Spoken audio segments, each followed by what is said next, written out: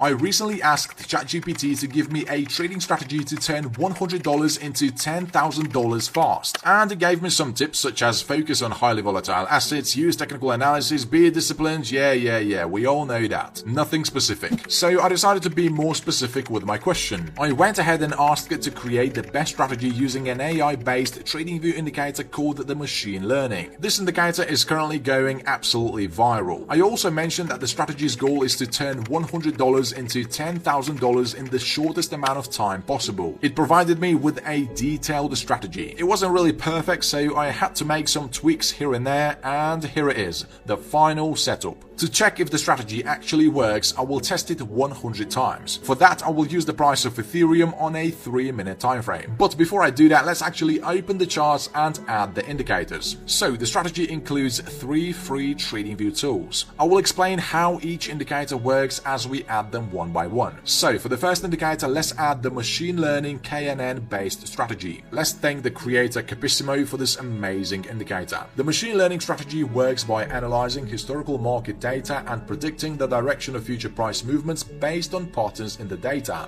KNN is a classification algorithm that determines the class of a data point based on its nearest neighbors in the feature space. In the context of trading, KNN can be used to classify whether a stock price is likely to go up or down based on its historical data. To use KNN for trading, historical price data is first collected and transformed into a feature vector. The feature vector can include technical indicators such as moving averages, the relative strength index, and momentum indicators. The KNN algorithm is then applied to the feature vectors to classify whether the stock price is likely to increase or decrease. This indicator is not repainting, however, you do have to wait for the candle bar to close before you can consider a signal to be valid. It is also very simple to read. The indicator basically prints blue and pink labels which are buy and sell signals. Depending on the strength of the signals, labels may have lower or higher opacity. Of course, we cannot use this indicator on its own, as this will lead to a lot of false signals. That's why we need to add the next indicator, which is called the EMA ribbon by Dominic Ossoletti. The exponential moving average ribbon is a trading indicator that consists of multiple exponential moving averages plotted on a price chart. This tool is used to identify the direction and strength of a trend in the market. The EMA ribbon is created by plotting several EMAs with different time periods. The moving averages are then stacked on top of each other, creating a ribbon-like appearance on the chart. When the ribbon is sloping upwards, it indicates that the market is in an uptrend, and when the ribbon is sloping downwards, it indicates that the market is in a downtrend. The EMA ribbon will help us identify potential buy or sell signals based on the direction of the trend and the location of the price relative to the moving averages. As we can see, this EMA ribbon indicator comes with buy and sell signals. Since we already have a buy and sell indicator on a chart, which is the machine learning, let's actually disable those EMA ribbon signals. If we take a look at the chart, we can see that this indicator does filter out a lot of fake signals, but there are still some left. That's why ChatGPT suggested using the relative strength index as secondary confirmation. As you probably know, the RSI is used in trading to measure the strength of a security's price action. It is displayed as a line on a chart that ranges from 0 to 100. When the RSI is above 70, it is generally considered overbought, and when it is below 30, it is generally considered oversold. As part of our strategy, we will make the RSI more sensitive. This way we will get more valid trade entries. So open the style of the indicator and change the RSI upper band to 60 and the RSI lower band to 40.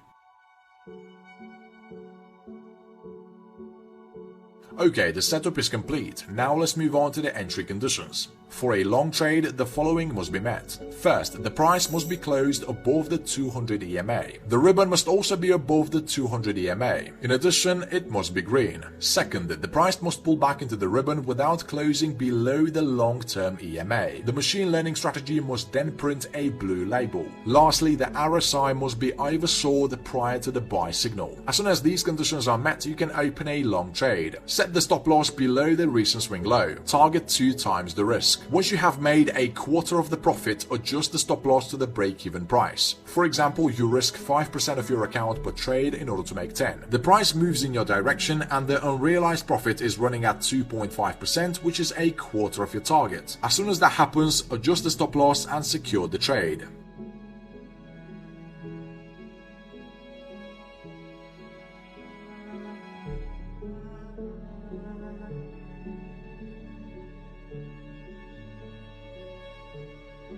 Here's one more example just so you fully understand the strategy. We can see that the price is in a clear uptrend. The RSI became oversold, which signals that we can purchase the security at a discounted price. Then the machine learning printed a buy label. We follow the rules and execute the trade.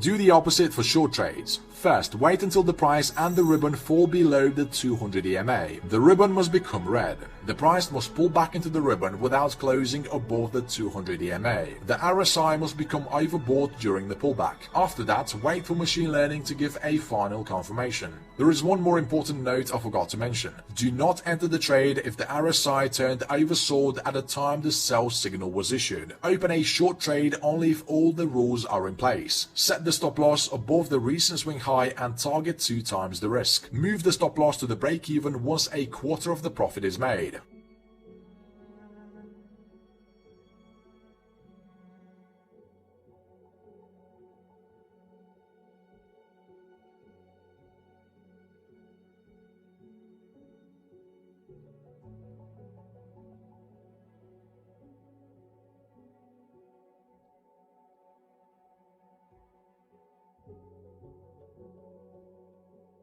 Okay, now once we know the rules, let's move on to the backtesting results. So the starting account balance was set at $100, and after 100 trades the strategy increased it to $19,527. I find it funny that the strategy's win ratio isn't even the highest out of all the strategies I've tested so far. The truth is, this particular strategy involves a bit higher risk than the usual strategy you might find on my channel. You've probably noticed by now that the risk per trade was set at 5% instead of 2%. It's no secret that such risk involves higher drawdowns, but it also gives you a higher reward. By no means am I saying that you should risk 5% of your account per trade, especially if you have a bigger account. But if your goal is to grow a small account fast, this risk per trade might be appropriate. So give the strategy a try, but don't skip the forward testing phase on a paper account. I can't stress enough how important it is. Anyway, thanks for watching this video. I hope you enjoyed it. If you want to see more strategies for crypto, check out this playlist right here.